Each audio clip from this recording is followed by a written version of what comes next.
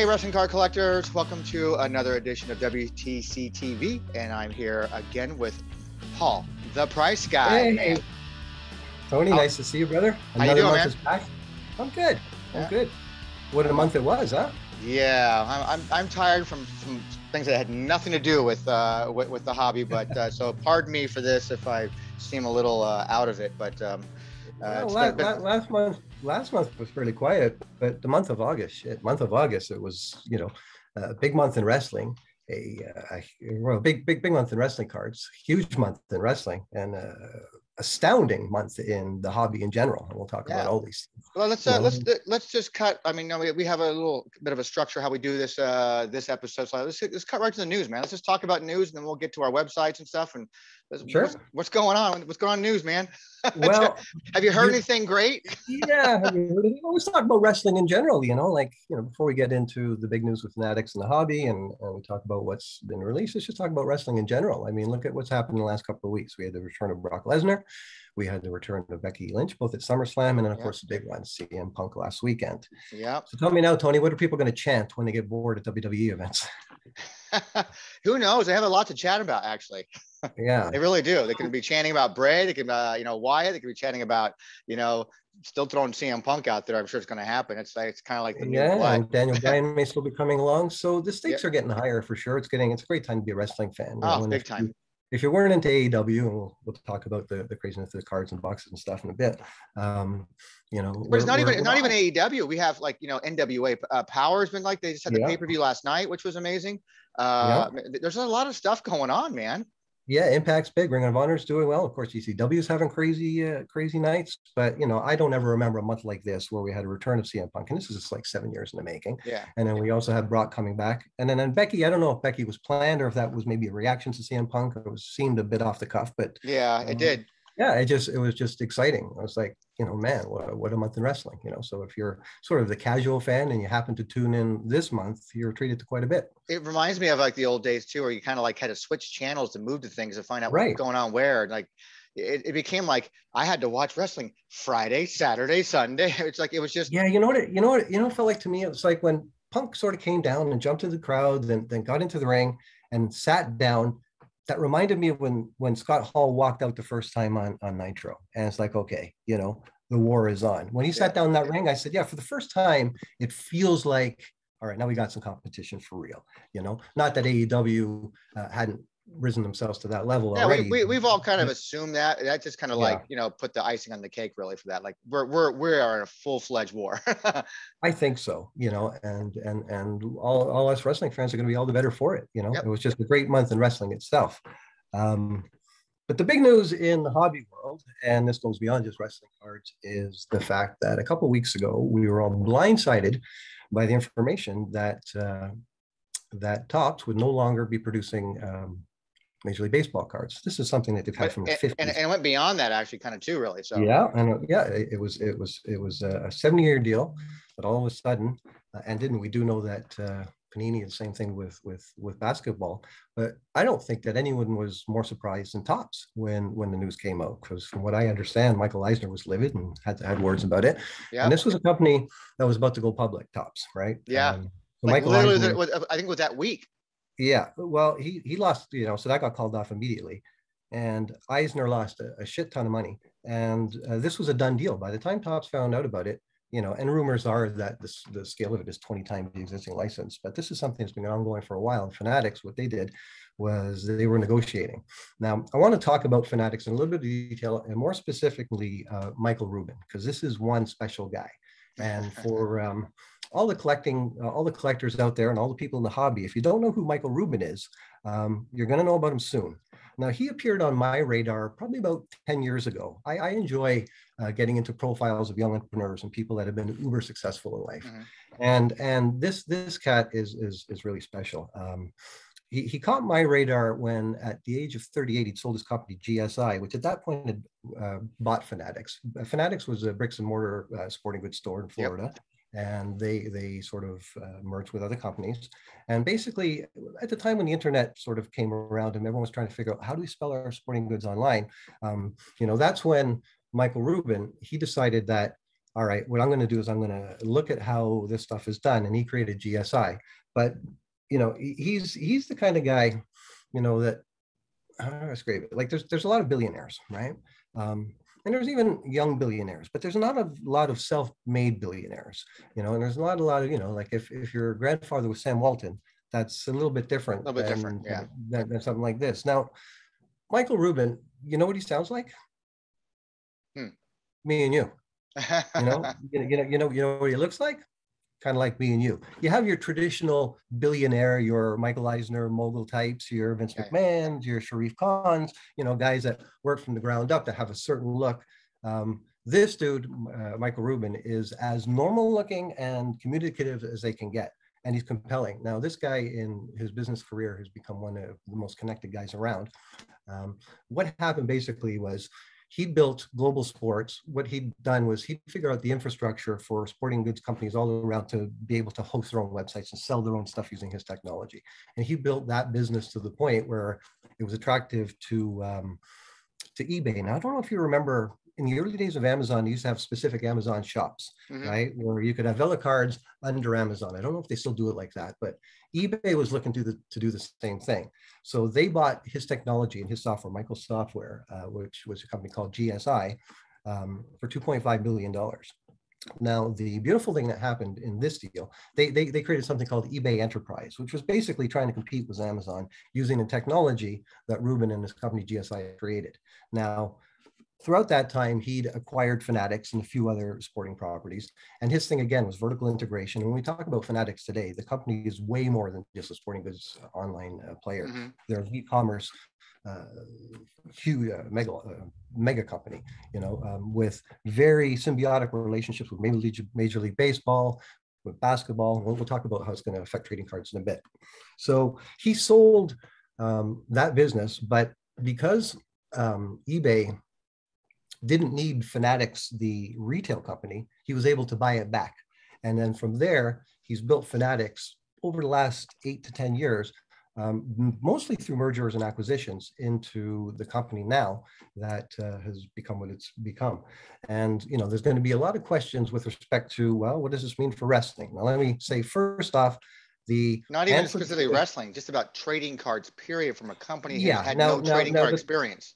Right. The Topps license is until 2025, right? So nothing's changing until then, right? We don't know about wrestling. That information I don't think was ever disclosed. I assume that the relationship with Topps and I think WWE, it has 2 more years on it, I think. Yeah, I think it might even have been extended again to 2025. So regardless of what happens to I know Topps, they just signed a new deal like the beginning of last year. Right. And they're usually 4-year deals. So Topps is still going to remain as an independent company. So the question becomes now, well, who's going to be making trading cards, right? Because right now, Fanatics isn't a trading card company. But like I said earlier, the man's very adept at mergers and acquisitions. So there's a bunch of ways it can go. And there's been a lot of speculation. And we've got several years to, you know, start making those, you know. Yeah. So one, he can buy Topps, you know, and people might say, well, that doesn't seem like it's going to make sense. But let me just speak about Topps. But in a way it might, though, because you're buying a brand that's been around for 70+ years, like with all the production facilities and everything in place. Already in place. Let me just throw this out there. You know, notwithstanding the fuckery, excuse my language, of the living set this year that we saw how badly they cocked that up. And this is non-demand set. So there's no excuse whatsoever for screwing up that product as bad as they did. Yes. And you know how I feel about Topps and the way they've sort of been in the wrestling world. Yeah. But dude, this was a company that was about to go public, about to go for an IPO. And during their due diligence phase, no one thought to maybe check and see if their number one license, the biggest company that they would have going forward, was still in place, right? So that speaks to the mindset or the lack of mindset of Topps. Yes. You know, like that's just mind-boggling to me that they would let that happen. Now, Rubin and his team negotiated that deal. They've negotiated a deal for basketball with Panini. They're going to be doing NFL cards. Yeah. But you have to understand that if you go to Fenway Park and you go to their kiosk where they sell you jerseys, that's Fanatics technology. So you have to think about vertical integration amongst different markets in the sporting world. And he's chasing down not just retail sports. His number one executive is Doug Mack, who comes from the sports betting world, the gambling world. So anything that has to do with sports that he can sell or parlay online is what he wants to do. And Now he's looking at trading cards. So back to the question of what happens. And like you say, you're right. Nothing's going to happen in the short term because someone has to go and renegotiate with WWE. And I'm sure their doors are going to be open to whoever comes. But he could buy Topps. He certainly could buy Panini. And a lot of people are saying, oh, WWE is going to go with Panini. And it's entirely possible. We just don't know that. He could buy Upper Deck. Now, Upper Deck's not going to get wrestling because they've signed a multi-year deal with AEW. So, and then the last thing is that he could try and grow a new trading card business organically, which is entirely possible because we live in a world now with technology and printing and everything, and this is a guy that gets it, and he only has one drive forward. And his way of doing things is, I don't like when people say outside the box, but he's very forward thinking, and I don't think the man sleeps, and his drive is wow, what a wonderful marriage you would have with Vince McMahon. A lot of people are nervous about what's going to happen to trading cards, but I'm cautiously optimistic because you've heard of Candy Digital, right? Candy Digital is NFTs. Well, that's Fanatics. Gary Vee sits on the board. One of Michael Rubin's closest friends is Gary Vee. Michael Rubin is the guy that raised the money last year during the pandemic when they needed to raise, and he got in touch with DiCaprio and the owner. He currently owns the portion of, I think, 2 football teams and an English Premier team. So these are the guys. He also does with Meek, the rapper. He does criminal justice reform. So this is a guy that has his hands in a lot of different pies, but he's always been able to see sort of new markets and new ways of doing things. So however he structures his trading card business is yet to be set up trading card business. I'm optimistic that it's going to be successful and good for the hobby. And from my perspective, how bad can it get? Given how much things went up last year during the pandemic cost me another 20-30% on everything I buy. So, who's really going to be affected, I suspect, by these moves are the distributors, all right, and your card shops. When it comes down to the hobby, again, for the next few years, we're going to get Topps product, and then WWE is going to turn up and it's going to either say Fanatics on it or Panini on it or some new company that we don't know about yet. But it's going to be a very, very interesting time, I think. You think we're going to still see, we're still going to see traditional cardboard cards, but it sounds like with the technology, it might start moving more into digital things. It might start moving more into the NFT market. Yeah.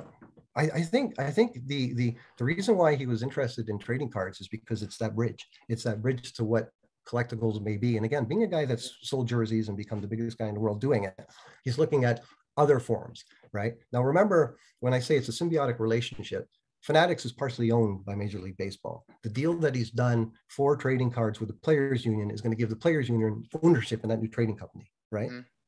Vince McMahon doesn't own Topps. AEW doesn't own Upper Deck. There's no kinds of relationships like that.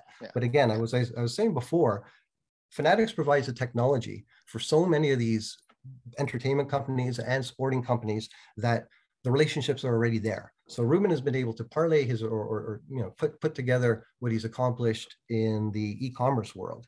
And now he's looking to do it through trading cards. But a good analogy would be, just to give you an idea, if I said, Tony, you know what, let's you and I get into the hardware business. And then you scratch your head and you say, okay, let's go buy Home Depot. That's what's happening here. Yeah.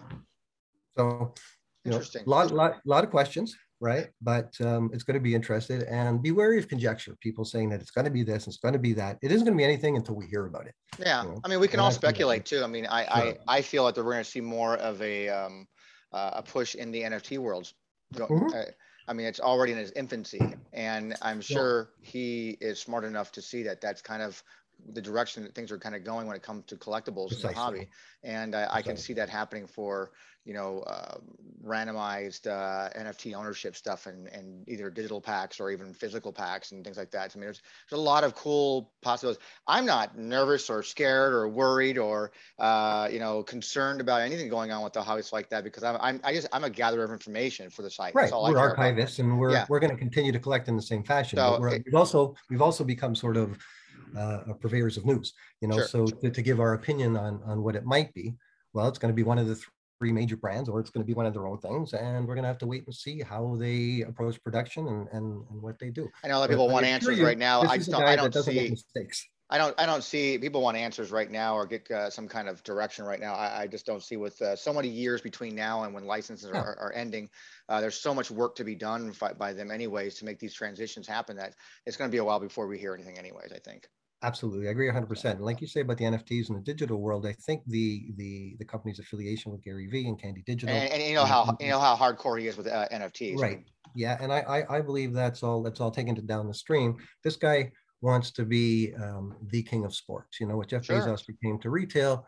This guy is sports retail, but beyond that now. When you talk about vertical integration of markets, like he was the guy that basically figured out way back with GSI when he was buying companies like Fanatics how to do just-in-time delivery of shirts and things like that. Mm-hmm. You know, so that you could squelch the inventory problem of having to sit on too much, too little. You know, and you know guys like that made their money in tech, even though he was a sports retailer to begin with, are very fascinating to me because they have to sort of carve out new ways of thinking and redefine markets, your Ubers of the world and your Airbnbs and these kinds of things. You know, these are just guys with computers.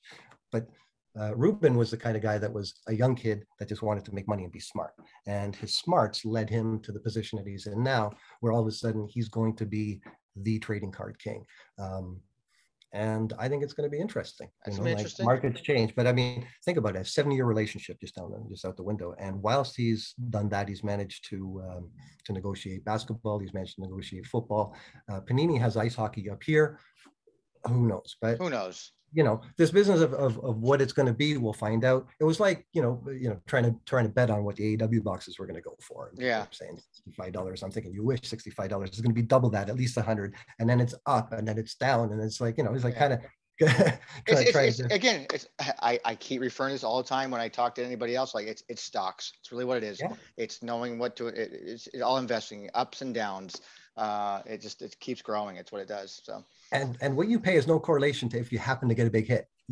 Like you might pay $140 and pull an MJF auto, and then you might buy $100 box and get nothing. And feel good because you only paid $100. Well, I'll tell you what, the $140 box was worth more. Yeah. Right.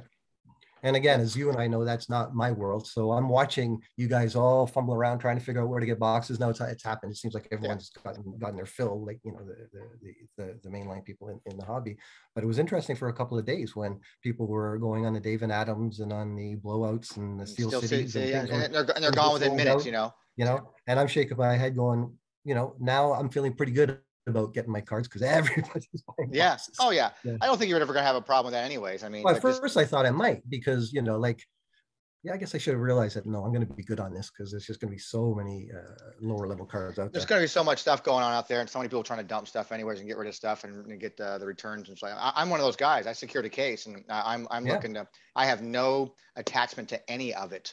I just want to be able to do maybe a box break for content purposes. Well, we'll do a lot of comparisons of all of us to see who made out how to try and determine, okay, what was a collation? Was it good to buy a box? Was it good to buy a case? Sure. There's still some discussion. We were talking earlier. Is there 4 autos per case or is it 8? There was a bit of confusion on that. I don't know. I mean, even from an investment standpoint too, I'll probably just, sit on a box. Just put a box away. Yeah. Don't even care about it. Just let it, hit me up 20 years from now when I'm very old. that was the biggest news, and that's going to be an ongoing story in the hobby for years to come. Fanatics is going to be making all of our trading cards. I mean, and going off of that, there's not very far down the road as far as big news goes is the eBay and PWCC incident. Yeah, and that was the next on my list, and we'll talk about that. Basically, a couple weeks prior to the Fanatics, all of a sudden, eBay just shut down PWCC. Now, PWCC is a reseller of trading cards, mostly higher end graded stuff. I think they're more active in the investment world. Mm-hmm. But they're, if not the biggest, one of eBay's biggest clients, biggest resellers. So for eBay to just shut them down, and the reason why is for shilling. Now, if our audience doesn't know what shilling is, it's not a British coin. A shill bid or shilling is a fraudulent bid. Whereas I place something for sale, then I call my buddy Tony. I say, Tony, I've got a bite here. Do me a favor, put a bid in. Yeah. That you have no intention of buying the card. Basically, bump it for me, would you? Correct. Just to bump the other guy up. And on eBay and on these kinds of auctions, and even by a lot of state law, shilling is not legal practice. Yeah. So that was alleged, and right away PWCC responded, we have no idea about this kind of thing. And that's very interesting because that raises a lot of larger questions to the boom that we went through. If all of a sudden companies like PWCC were affected by a lot of show bids, You know, some of these really big sales that we've seen, I'm not suggesting on things in our world like the rock sticker, because I think Golden has a more stringent policy, but we know that PWCC's had some trouble before. I think you and I chatted about this, the scandal that went on, I think it was 2 or 3 years ago with trimming. And trimming doesn't refer to necessarily cutting a card, it means reconditioning a card. So again, it doesn't happen in my world a lot, but to the people that see this as investment, they'll get a card, they'll iron it out. There's certain things you can do to make a card look better. They'll break the slab, they'll put it back in, they'll resubmit it, and they'll make a spread. It's pretty much just like getting your card detailed, basically. Yeah, and then reselling it, you know, and again, against not allowed. And PWCC claimed that they didn't know this was going on, but we know that shilling goes on. It goes on eBay all the time, and you can see it, and it's obvious. And it's I mean, with the news of Punk coming back, it's like that. His rookie card just shot up to $500-something. Like that was 100%. Yeah, because all the rest of them floated back down to 150, 150, 200 in range, and like that. So so I noticed that as well, and you know, this stuff goes on, and it's hard to sort of say specifically or precisely this is how much of it. Because this actually directly affects someone like you when it comes to wrestling cards, because you are an archiver of pricing information, it's like that. So, you know, how's it reflect, you know, hurt you? Well, that's the thing. I'm going on numbers that come from the hobby, that come from eBay. But if those prices aren't correct, in other words, if those prices have been bumped, you know, when we go to 130, we just go by what buyer and seller agreed to.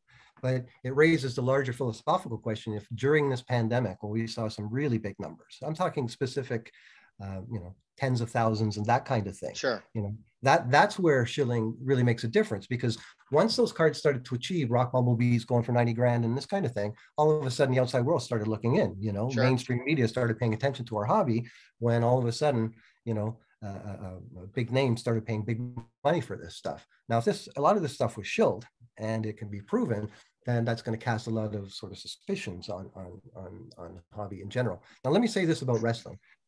At the time the announcement was made, I was curious. So I went on to PWCC and I typed in WWE just to see how many graded wrestling cards were on.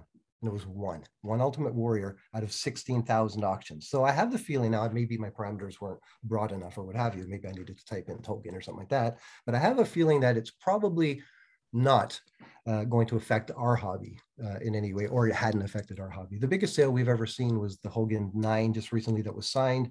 And that didn't seem to be shilled. It seemed to be a bunch of incremental bidders that pushed it up, but we just don't know. And that's the thing that we're going to find out when that story, because there's going to be lawyers involved with this one for sure. Oh, absolutely.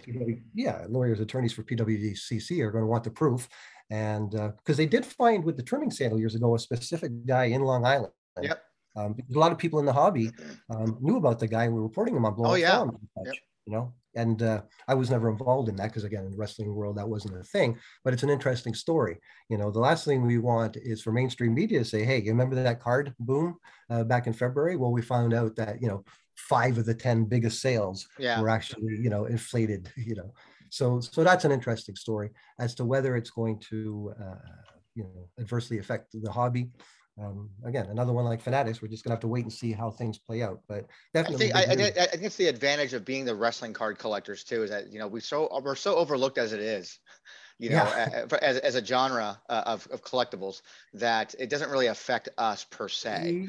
Yeah, like I'm sure if I bumped into Michael Rubin and I say, hey, what are you gonna do about wrestling cards? He'd probably look at me and go, they're wrestling cards? There's wrestling, maybe, you never know. you know what I mean? Well, because most of these guys they're focused on their, you know, NBA and baseball and, you know, and football. I mean, we get it. I mean, you know, Zan and I talk about all the time. We're growing it slowly, you know, slowly but surely, you know, like, you know, look, let's face it, for 8 years, it was poor old David Peck on his own waving the flag. And it took the rest of us this long to you know, to catch up and sort of start reaching out to other people and saying, hey, get into this.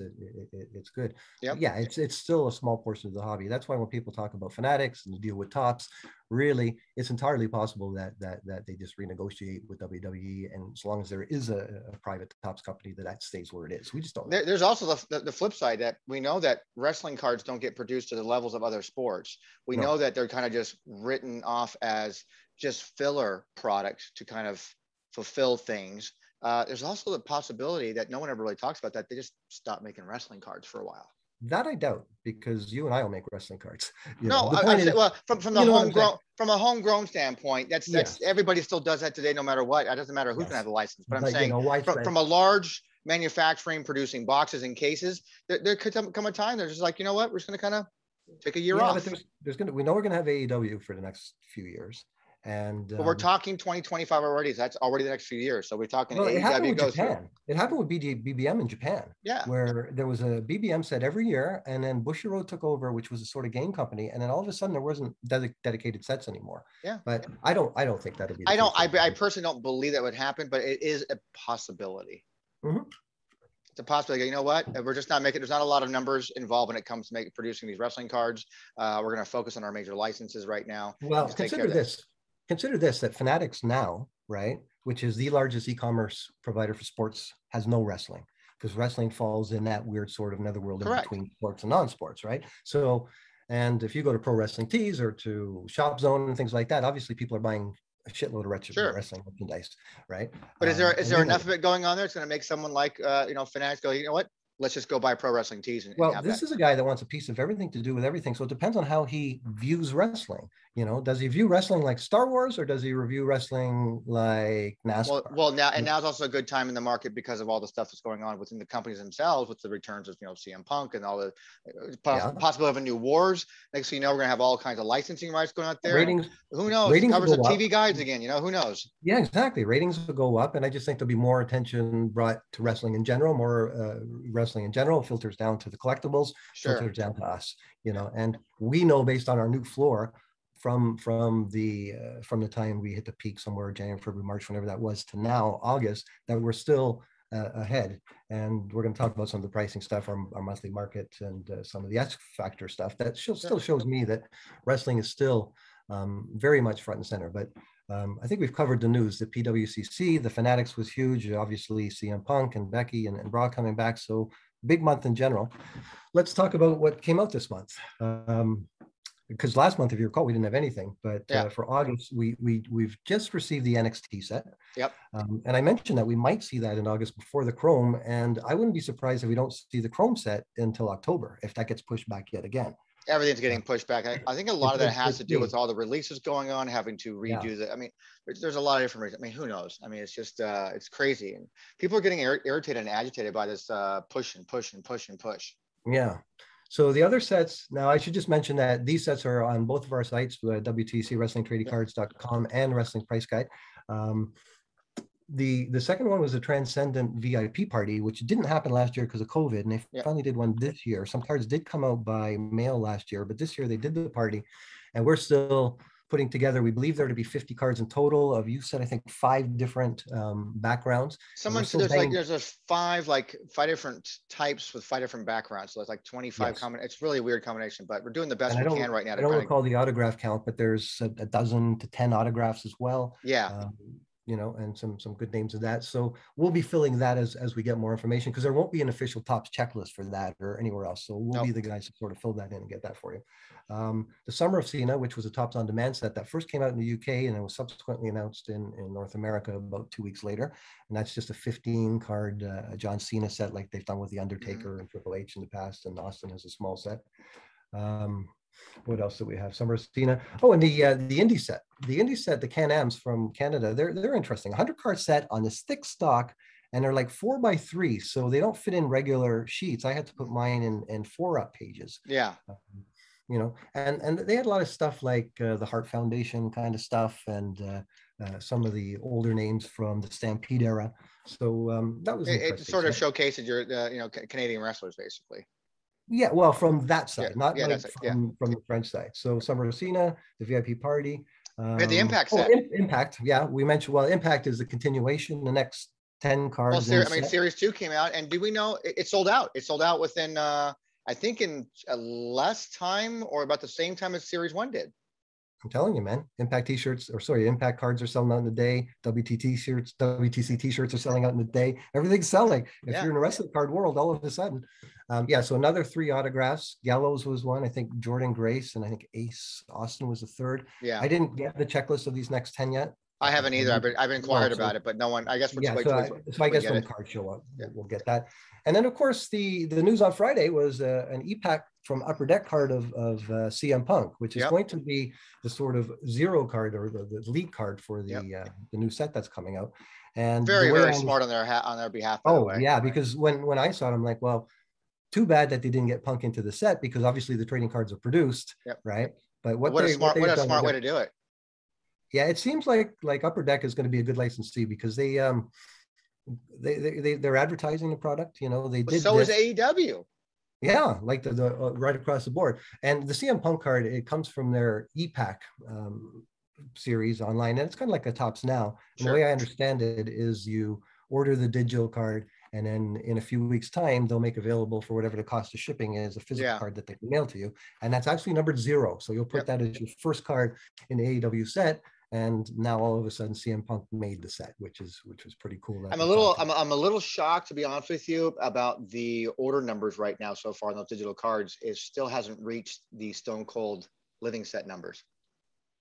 On the which? On the Punk's card hasn't reached that. Really? Yeah. So you can had 3,000 or something like 3,300, 3,400 up to 5,500, I think. Yes. So it's still got a couple thousand more orders before it actually hits that kind of number. That's surprising to me, because that's surprising to me. There was a big buzz on that card, and I thought a lot of people, well, because I think Chuck, when he tried to buy it, had a hard time. Like, I mean, they were busy that day. I was literally I'm on a plane pushing back it was released on Friday.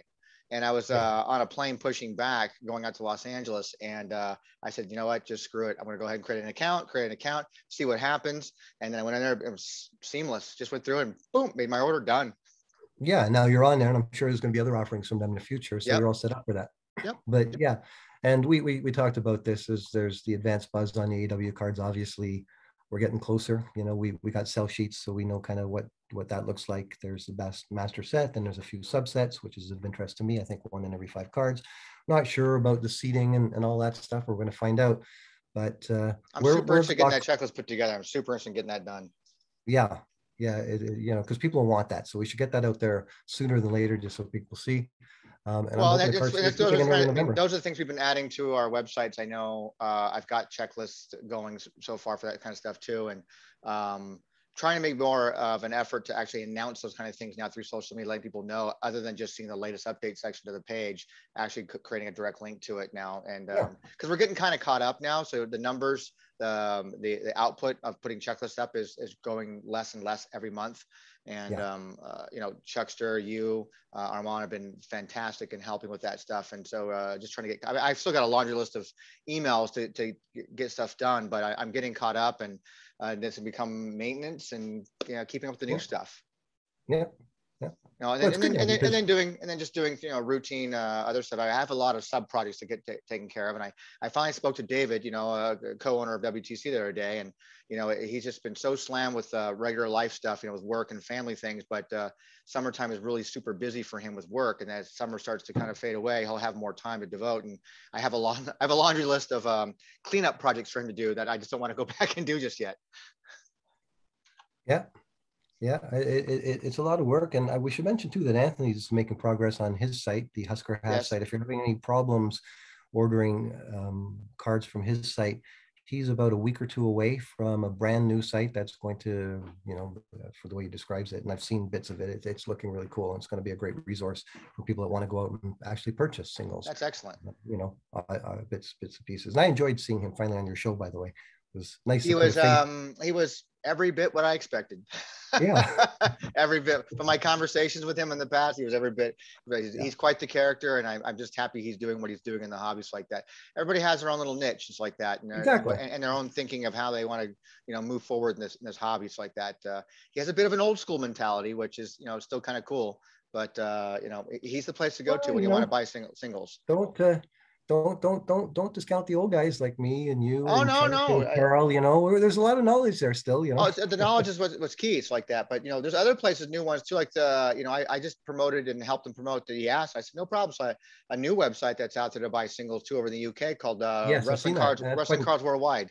And he's a very nice guy. And he's pumping out product every single day. It seems like putting new and more stuff up there. So it's nice to have options, you know, it really is. Yeah. Well, do you remember back in the day there was Grim and nobody, and then it was Grim and Anthony? Yep. You know, so it's nice to see that there's a few. Well, in the very beginning, before there was WTC, there was Grim and me. Yeah. And then there was Grim, me, and Anthony. And then I just kind of, I saw what they were doing. I kind of just stepped away and just kind of, you know what, I'm going for the informational stuff, and just started God bless Anthony, stuck with it all this time, you know, and he still has inventory and he's still coming along. Yep, he plans on doing a lot more stuff too, so that's cool. So we were talking about Chrome earlier. One of the things that I wanted to discuss this episode, get to do some of the pricing stuff, is Chrome product has gotten really popular lately, and a lot of people specifically refractors and superfractors. Yeah, man. Specifically the refractors. We're going to talk about some X-fractor pricing in a minute, but the first sort of, you know, the big news nowadays is the 2006 Heritage Chrome. But I should point out that those weren't the first Chrome cards. In fact, if you go back to your comic images sets, there was 99 comic images. Yeah, and in fact, that Rock set had 6 Chrome cards, and I wonder. Well, and also also Superstar set had both retail and hobby Omni Chrome cards. That's right, but I wonder about those Rock that 6 if they're going to see a bump soon, because you don't see those come up too often. Those 6 you really don't. Chrome cards, you know. Yeah, you know, and it's funny because someone sent those to me. I think I did that when Yamwax and Zam were doing their box break, the '97 sticker set, and I won a contest. I won a prize, you know, answering trivia or something like that. And he sent me the full set, all 6 of those Chrome cards.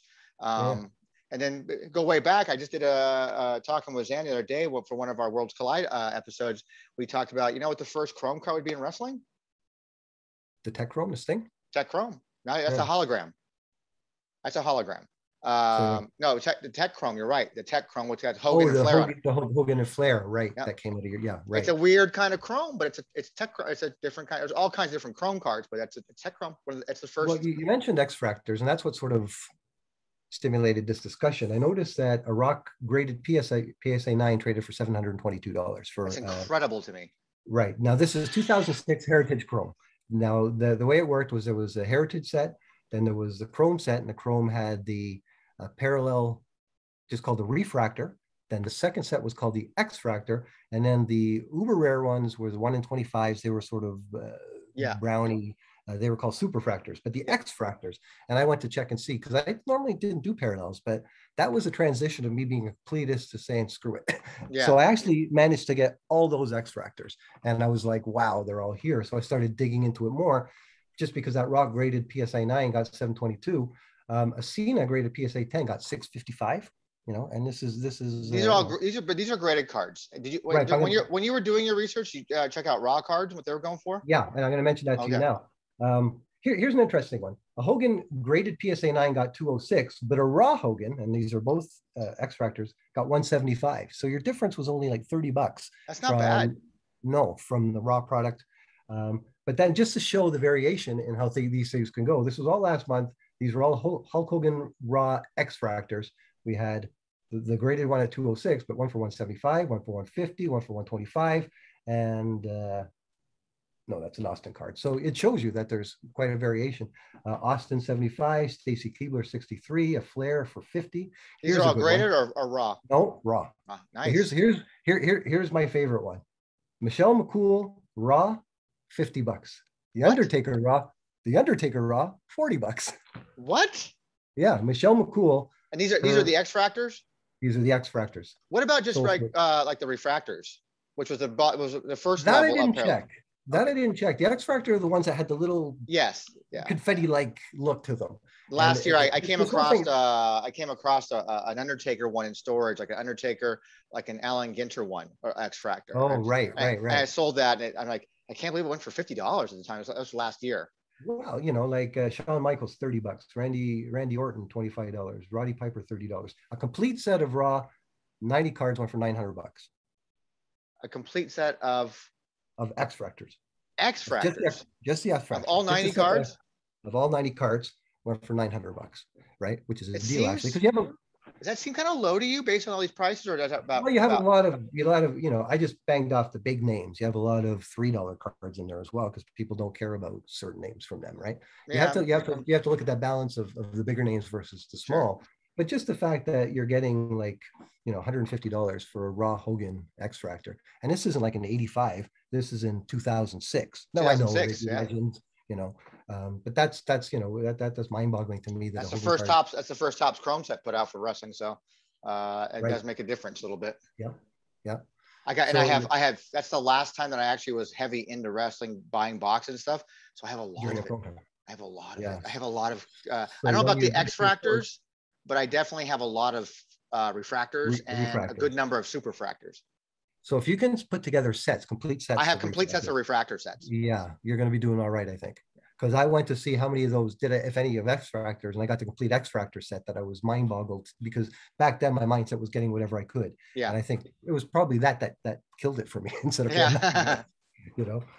But it was really the success of the Chrome product that we're waiting for this year's version last year, I think, that has fueled this on. That is, you know, people really like that Chrome style of card, They're specifically beautiful last year's cards. version. They're beautiful They cards. are. Yeah, the There was a 2006 slight variation from the 2006 Heritage, which was basically the Chrome version of the 2005 Heritage, but because people had left the company, it's like that. There's a couple cards yes. and they got switched out and stuff like that. You know, Yeah. I think they took out I can't remember who they took out, but I know they added like Boogeyman got put in there and stuff like that. And Right, and there's a Vince in the Chrome set. Well, that's for yeah, that's for 2007. You're talking yeah, about 2006, but they yeah, did that again. yeah, They put in a Vince in the Chrome 2007s that wasn't in the base set. But yeah. I just found those numbers interesting.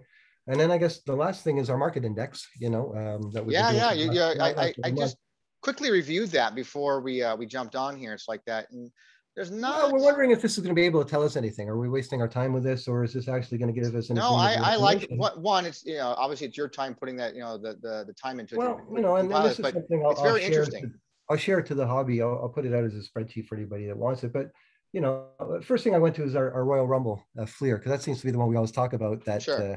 you know, and we saw back in June that the average was 201, and then last month it went down to 160. But this month it's back up to 172, and that's based now on 3 different data sets of 3. So 9 times 3, 27 different sales. So it's pretty fair to say, like this month's average of 172, to say that that set is worth $175 is not a stretch at all. No, You know not what at I mean? all. You know, based on this, the Unless you're Chuckster and you find one for $30. yeah, exactly. The 85 tops Hulk Hogan, $51, and that's up a bit from 28. That's almost double what it was last month.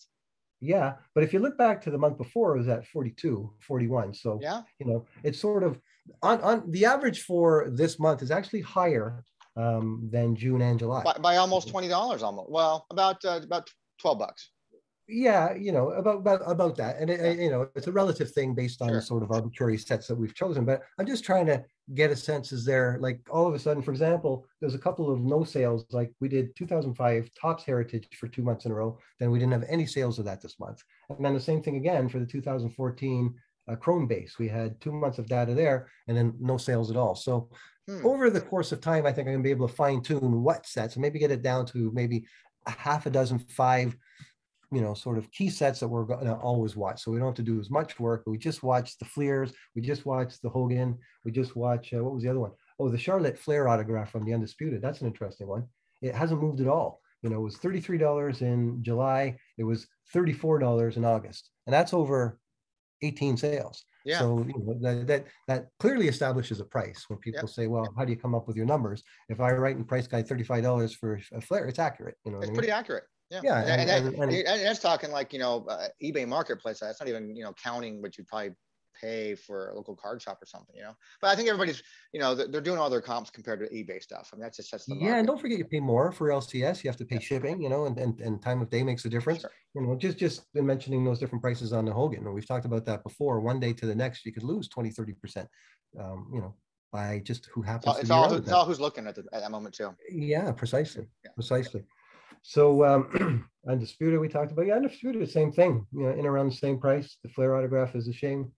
But yeah, that Royal Rumble base set is a good one to keep an eye on. You know, that 2002 Fleer, because it gives us an idea of where a base set that's a particular appeal to collectors. And I suspect over the coming years here, that's just going to continue to probably go up in value. It's just going to go up in value. I mean, it's an incredible lineup of rookie cards that year, and it's just becomes harder and harder to come by.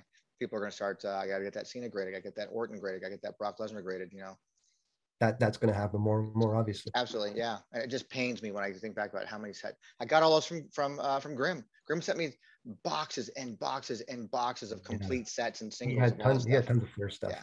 And to go with the stuff I already had. So I literally at some point in time probably set on 50 to 60 sets of like Royal Rumble, Raw versus SmackDown, WrestleMania, Absolute Divas. And I just, over time, I slowly wholesale them out for, $7, $10 a set. I'd say $200 a set. That's 12 grand. Just, I know. But that's what the hobby's becoming. Like all of a sudden, a raw set of All Stars is about $3,000 to $3,500. The WCW autograph series has got to be a $15,000 to $20,000 proposition. The real rare stuff like Pex Racks with Beef or my Paninis, God knows what one will pay for those. So there's pieces out there, that are worth money. And the market's not going anywhere, just based on our silly little analysis here, you can see that the market is holding and not losing value. That's kind of why your site's a key part in the hobby, really is. People need to go there and understand that it's a guide. This is not a done all be all. It's it can't be, can't be on top of everything. It's just trying to get a sense. And it's good. I'm going to do something tomorrow. A guy just sent me a bunch of pictures of the 54 Mexican Lucha Libre cards, and he has this beautiful collection of them. I've never seen the pictures. So I'm going to, instead of putting a flip through, do an auto gallery of those cards. Okay. And having our sites gets this information. Like once it's done, I'll send you the information and we get all of this stuff. So it's very, very cool. Yeah, I love it. I get a big thrill out of it, gathering the information and putting it out there. I really do. So yeah, the archiving part is fun. Being a wrestling fan all along, having the card collection they both feed each other. I've enjoyed wrestling more because of the cards, and vice versa, the cards because I wouldn't get this thrill trying to archive baseball or archiving soccer. Unless you're really mad about the product. Of course, because the product's been good. I'm not passionate about it. The product's been really good lately. So we fans, we've been treated to better than average. And if we're on the cusp of new wars and arrows being slung, bring it on. Bring it on. Bring it on, man. So that's it on the pricing side. What we got? Market price, refractors we cover. We talked about the news. Is there anything else, sir, that No, I think that pretty much covers it. I mean, we're just continuously still adding all our stuff. Let me say this about, I love your inquisition into the $100,000 card. You've been putting it out there, and then you spoke to the fellow the other day with the Jericho. The $500,000 card. That was a $500,000 card. Well, it was very good to see that he wasn't a clown. that was a method to what he was trying to do. Sure. Was bring attention to the card and to himself. And he's kind of come out of like hiding a little bit, like the Pecks of the worlds like that have they've known about him like that. I mean, they obviously knew each other back then, but he's sort of kind of been in hiding. And in the last year or so with the market, he came out. First of all, he was a great guy. And I said, he was a really nice guy. You could tell just from the interview. But just the fact that, hey, I know I'm not going to get $500,000 for it, but this is what I'm thinking, Yeah. But to your question about the $100,000 card, the PSA 10 Hogan, or the Bumblebee card, if we want to call that wrestling. I mean, someone's got that one of those WCW Tops video cards up there for 10 grand. Yeah. I still say the Flair, man. I still say the Ric Flair WCW autograph, wherever it sits, if it ever gets found and it's not mangled to shit, that could be a big card. It could be, yeah. It could be. It is a big card. I mean, if you were asking me what would you spend the most money on a card, if all of a sudden I was like, okay, screw it, I'm going to be silly and spend a lot of money on a card, it would be that one. Well, because it's also something that you're very passionate about yourself too, though. It's part of your collection you want to get, that you have a passion for. By the way, did we talk about the fact that we did find a second Mike Enos? Yep. Was that mentioned? Yeah, we talked about that last time, right? I believe we did, but if we did, we can talk about it now. Yeah, well, we found a second one, and I'm trying to get it, but we'll see how it goes. Okay. Yeah. We know who has that one. Yeah. You have a good shot. I think you'll get it. Hopefully. Oh, who knows? Yeah, you'll get it. But there's a lot of cool things going on. It's like that. I mean, the product being pushed, all of it being pushed is kind of a good thing right now. It gives me an opportunity to catch up on some things. I mean, I knew I was going to be playing catch up for checklists like that, but it gives an opportunity to kind of clean things up and get caught up a little bit. And yeah, but you're way over the hump now. Way over the hump. Yeah. Yeah. A few weeks time, you're just waiting for the new sets to arrive, and that's it. You'll be back. And doing cleanup works. Like I said, I've got a lot of stuff. I've got a lot of formatting issues I want to do, and I want to be more detail oriented like that. You know, even if like some checklists have a hyphen, some don't. I want to kind of figure out what's going to be the form, and then kind of go with that, and go back and clean all the ones that don't have it. I think, you know, not to toot our own horns, but I think the wrestling hobby is kind of lucky to have these resources, because as a collector, I really appreciate the fact I used WTC immensely when it was just you, and we get a lot of traffic now. I don't think you can get such a thing for baseball or hockey, where you can go to one site and get all the base card information, all the parallel information, all the details on the set, when it was released, what was specific about it, or come to a site like mine and get all the prices and then get a video of it in a lot of cases. Sure. You know, so I know that people do appreciate it, the collectors do, and you know, it's fun for us to do. So it's not like it's a labor of love for us. It really is like that. And then you know, for me, I'm actually really trying to brand WTC more now. I've got a lot of, I haven't talked about it yet with anybody, so this will be the first I've ever mentioned to anybody, and that is doing a lot of legal stuff on the back end for WTC stuff right now to really solidify a branding of it. And so the t-shirt was the first thing, which, by the way, if anybody hasn't gotten one, I think there's 1 or 2 left, I think. You sold out in 3 days? 2 days? It hasn't sold out. I haven't sold out. Yeah. Nope, almost sold out. But it's a series 1. You know, if it does well, I'll do a series 2. I have plans for things down the road for, you know, some cool things that could be. And I think the shirts themselves will be collectible. I want to find out the quality of the shirt when I actually get it. I'm told it's very good. I'm told it's a nice print. So I'm really hoping that it's good, and then go forward with that. But you know, we now have a WTC shop site. It's all linked to the site now. So there's WTC-shop.com. That's cool. So you can start adding more cards over time. Be adding more, you know, exclusives. I might even start dipping into the hundreds, if not hundreds and hundreds of 8x10s I have to get rid of at some point. You know, who knows? I'm tying the WTC. The whole thing is going to be. Do you think WTC shop might sell cards eventually? Maybe. It's a possibility, right? Yeah. You know, I mean, if you've got a storage room full, and you know. I mean, I'm going to help. It's going to kind of connect to the physical brick and mortar that I hope to open up here one day. And then it's all going to tie in together. You know, the brick and mortar is going to connect with WTC, and WTC connects with the price guide, and the price guide connects with the exactly. You know, just the way you and I sort of complement and help each other out. It'll be kind of good. Yeah. I mean, you and I've been doing that for years now. You and I've been doing that for years. Yeah, and you know, if you're getting the eyeballs and you've got stuff to, you know, it's a great resource until you get your bricks and mortar store up. Yeah. And I'm excited about that, because once you get that going, I'm going to be asking a lot of questions. Because oh yeah, you know, I plan on the second things start really moving, where we're actually like, this is really happening. We're really like, we've narrowed down like 2 locations. And then, you know, I'm going to start filming all that process. It's going to become like a documentary on on opening the store and the process of it, paperwork, you know, the boring, I mean, all that crap, kind of just filling it up and, you know, all that kind of stuff. So I think it'd be great. You know, I'd love to see something up here. I want to see how well retail does once we sort of come out of the pandemic for real, you know, when people really are back to normal. And I think there might be a sort of renaissance of retail, and not only local card shops and comic shops, but there might be an opportunity for wrestling up here. And some of that's actually my buddy that I've watched wrestling with for like the last 20 years, he's been wanting to do something forever. And we talked about doing something online. And I said, no, let's wait and see how things shake out, especially when you mentioned that you might be doing something in conjunction with the wrestling store in California, that you might and he's prospered during the pandemic. He's done pretty well through the pandemic. I mean, you know, California being what it is, in Los Angeles, you know, with all the mandates going up and down all the time, open, close, open, close, open, close, he still managed to survive in something that killed most mom and pop and small businesses. And he's still done well and has thrived in that. And he didn't even tap his online capabilities, which is, you know, I grill him all the time about that. Like, you know, you could have even done better. You know, you did well, but you could have done really good. Yeah, like even Anthony's been down during one of the most plum times for him to be selling. Sure.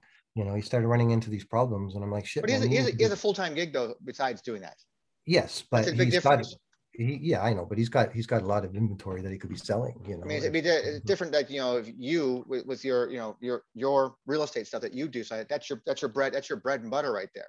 You know, which fuels your hobbies like that. For you to go and open up a brick and mortar like that becomes like a side project for you, because you can afford to do that with your normal business. Yeah, and that's what I would consider doing. But if I could set up something that made a few bucks on the side and gave my buddy something to do, I would love it, because it would be connected to wrestling and everything else. I might be looking for investors here in Phoenix. Well, maybe I'll buy into a store in Phoenix. Yeah, you never know. So it's a lot of good stuff going on. Some good times happening here. And it's a great time not only to be a wrestling fan, but a wrestling card collector. There's just a lot of cool stuff coming out, and it's just this month again was one of the craziest months, but both in the product and in wrestling itself, and then all these macro announcements with Fanatics and with PWCC and all that stuff. But we're on it, we're here to let people let people know about it, and we can always get our opinions on Twitter. Probably we give too many opinions, but there you go. And so let's in closing here, then where can people who's watching this for the first time find you? Yeah, if you've never been to the Wrestling Card Price Guide, don't forget it's thewrestlingcardpriceguide.com. And we've got, going back to day one to present day pictures or videos and rough pricing on all that stuff. On Twitter, which is sort of the only place where I communicate. I don't do Facebook and Insta. It's card_guide. My name's Paul, and thanks as usual, Tony, for having me. I mean, your social media stuff is there on your website too, right? Yeah, it's all there too. And thanks again. I often say this when I do these things. Thanks everyone to take the time to come and see the site. It's a labor of love for me, and I appreciate that people enjoy it. Yep. And for me, you can contact everything. Everything is on WrestlingTradingCards.com. Everything. All the social media pages. Yeah, buy the shirt. If by the time this comes out and there's any shirts left, I mean, that'd be great. Well, you might have to buy mine at double the price if you don't get one now. Oh yeah, you'll sell the shirt, but you won't sell your cards. Great. No. Yeah. Trust me, you're gonna want to collect these shirts. If they go well, you're gonna want to collect them. I like the little card in the tag. I might cut out that card and put it in a binder. It's not going to be in the tag. It's going to be actually attached to the shirt itself. I had to go out and buy the tagger. I had to buy the tag gun. So I had that with like 1,000 of the little white. So you'll physically do that yourself. I'm going to physically do something. I'm hand numbering each one of them to 25. Have your wife do a little video of that while you're doing that for Twitter. I probably will, because I'm going to record that as well. Record that. That would be fun. I may actually print like 3 extras with the tags as well, but the tags will be like, PR1, PR2, PR3 for myself, my son, just to have something for myself. Sure. But I don't want to take away from the 25 that people want to get and collect. No. Well, congratulations on that. And when do you figure those? A couple of weeks you'll start producing them? The second these sell out, I can put my order and saying, hey, I need to get 5 larges, 6 extra larges. No, it won't take long. Probably another 2 weeks from that. Yeah. So they're going to be having print out of Texas. Congratulations, man. It's all come together. If I would have said to you back in December when we're talking, okay, in the summertime, WTC is going to be done. You're going to have finished your first trading card release. You're going to be on show number 50, and you're going to be putting out a T-shirt, right? I would have just laughed at you. Yeah. I would have laughed at you. And I was saying, by the way, CM Punk's coming back. You'd laugh at that too. You're crazy, man. Paul's taking freaking crazy Drews. All right. All right, man. So we'll see you next month. Thank you. Until next time, guys, we will be out.